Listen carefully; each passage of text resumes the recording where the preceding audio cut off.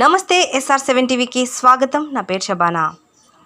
గెలుపు ఓటములు సహజం, ప్రజా తీర్పును గౌరవించాలి.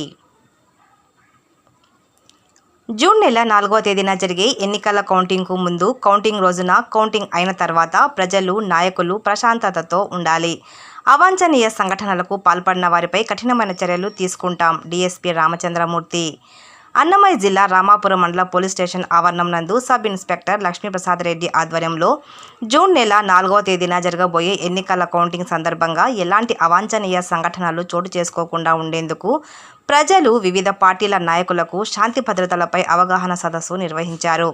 ఈ సందర్భంగా DSP రామచంద్రమూర్తి మాట్లాడుతూ, ఎన్నికల కోడ్ జూన్ నెల 6వ తేదీ వరకు అమలులో ఉన్నందువలన ఎలాంటి అవాంఛనీయ సంఘటనలు జరగకుండా ముందస్తు చర్యగా గ్రామాల్లో అక్కడక్కడ అనుమానం వచ్చిన ప్రాంతాలలో తనిఖీలు నిర్వహిస్తున్నామని, కొట్లాటలు వంటివి చోటు చేసుకోవడం కానీ, సభలు సమావేశాలు నిర్వహించడం కానీ, ఊరేగింపులు వంటివి నిషేధంలో ఉన్న దృష్ట్యా అలాంటివి చేయకూడదని తెలియజేశారు.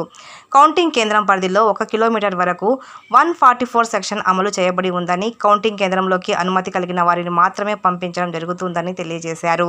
కావున చట్టానికి వ్యతిరేకంగా ప్రవర్తించిన వారిపై కఠినమైన చర్యలు తీసుకోవడం జరుగుతుందని తెలిపారు. అదనపు సమాచారం వీడియో రూపంగా తెలియపరచడమైనది. ఈ కార్యక్రమంలో లక్కిరెడ్డిపల్లి సర్కిల్ ఇన్స్పెక్టర్ గంగనాథ్ బాబు, రామాపురం మండల police station sub inspector Lakshmi Prasad Reddy, police సిబ్బంది, ప్రజలు, వివిధ పార్టీల నాయకులు పాల్గొన్నారు. ఆర్వి కృష్ణారెడ్డి, అన్నమయ్య జిల్లా ఇన్ఛార్జ్.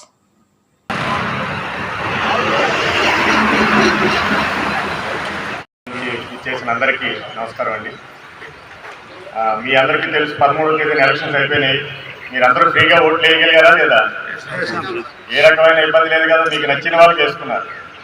సో అభ్యర్థుల తాలూకా ఆల్రెడీ భవిష్యత్తు ఈవీఎంలో నిక్షిప్తమై ఉంది. మనం ఇక్కడ ఏది చేసినా వాటిని మనం ఏమీ చేయలేము, వాటి తాలూకా రిజల్ట్ మార్చలేం. అవునా కదా? అది 4వ తేదీన అది నిర్ధారించబడుతుంది. కాబట్టి మీన్ వైల్ ఏంటంటే అంతవరకు ఆ రోజు ఆ తరువాత మనం ఏం చేయొచ్చు, ఏం చేయకూడదు. ఎందుకంటే ముందుగా మీకు అందరికీ తెలియదు చట్టంలో ఏముంది, అక్కడ ఏ రూల్స్ పెట్టారు, అక్కడ ఏ విధమైనటువంటి చర్యలు తీసుకున్నారని మీరు అందరికీ తెలియదు. కాబట్టి ఒకసారి మా సబ్ డివిజన్లో ఉన్నటువంటి ప్రజలు వాళ్ళ మంచిని ఉద్దేశించి వాళ్ళకి ఏ రకమైనటువంటి చట్టపరమైన ఇబ్బందులు రాకుండా ఉండాలని మా ఏరియాలో ఒక సాగుతుంది. అదృష్టవంతుడు ఎవరంటే పోలీసు వారిది, లాయర్ గారిది, డాక్టర్ గారి అవసరం పడిన వాళ్ళు అదృష్టం అంటారు. సో దయచేసి, ఎందుకంటే ఈ ముగ్గురు దగ్గర ఎవరి దగ్గరికి వెళ్ళినా బీపీలు, టెన్షన్లు వస్తుంటాయి. కాబట్టి చట్ట పరిధిలో అక్కడ 4వ తేదీన మేము 144 సెక్షన్ అనేది విధించడం జరిగింది. కేవలం ఏజెంట్లు, కంటెస్టింగ్ క్యాండిడేట్లు మాత్రమే లోపలికి అలౌ చేస్తారు. మిగిలిన ఏ ఒక్కరికి కూడా అలౌ చేయరు. 1 కిలోమీటర్ వరకు 144 సెక్షన్ అమలు ఉంటుంది. అంటే దాని అర్థం ఏంటంటే 4 కంటే ఎక్కువ మంది గుమిగూడు ఉంటే అది చట్ట వ్యతిరేకం, వాళ్ళని చెదరగొడతారు. లేదు చెదరలేదనుకుంటే అదుపులో తీసుకుంటారు, చట్టపరంగా చర్యలు తీసుకుంటారు. తర్వాత కేంద్ర బలగాలు వచ్చాయి, అదర్ రాష్ట్ర బలగాలు ఉన్నాయి. చాలా కఠినంగా ఎందుకంటే వ్యవహరించాల్సి ఉంటుంది. ఎందుకంటే మేమందరం కూడా ఇప్పుడు ఎలక్షన్ కమిషన్ పరిధిలో పనిచేస్తున్నాం. మా పైన ఏ రకమైనటువంటి ఇతర ఏ శాఖలకి సంబంధం లేదు. ఎలక్షన్ కమిషన్ రూల్ ఏముందో దాన్ని తూచా తప్పకుండా అమలు చేయాల్సిన బాధ్యత మా మీద ఉంది. ఒకవేళ మేము అందులో సరిగ్గా చేయకపోతే ఏ రకమైన చర్యలు తీసుకున్నారో మీరు ఆల్రెడీ అందరూ చూస్తున్నారు. సీనియర్ అధికారులను కూడా విడిచిపెట్టలేదు ఎలక్షన్ కమిషన్. కాబట్టి మాకు ఇబ్బంది కలిగేటటువంటి పరిస్థితులు ఎవరైనా క్రియేట్ చేస్తే మేము ఊరుకునే పరిస్థితి ఉన్నదన్నటువంటిది తెలియాలి అందరికి కూడా. ఎందుకు మా పైన చర్యలు తీసుకున్నారు? సరే మమ్మల్ని ఏదో చూసి చూడట్టు వదిలిపెట్టారని మేము వదిలిపెట్టగలం. మా మీద ఎప్పుడైతే చర్యలు ఉన్నాయో నాకు ఇబ్బంది కలిగేటటువంటి సహాయాన్ని మీకు ఎవరికి మేము చేయలేము. ఆ విషయం మీకు చెప్దామని.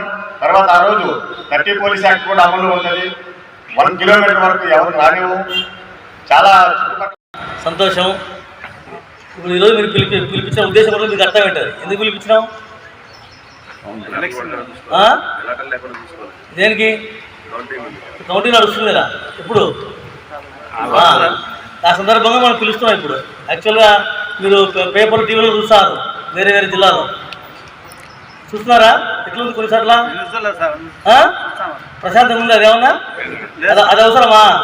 చేసుకున్నారు. అది అవసరం అంటున్నా. దానివల్ల ఏం లాభం ఉందే? ఏం లాభం లేదు.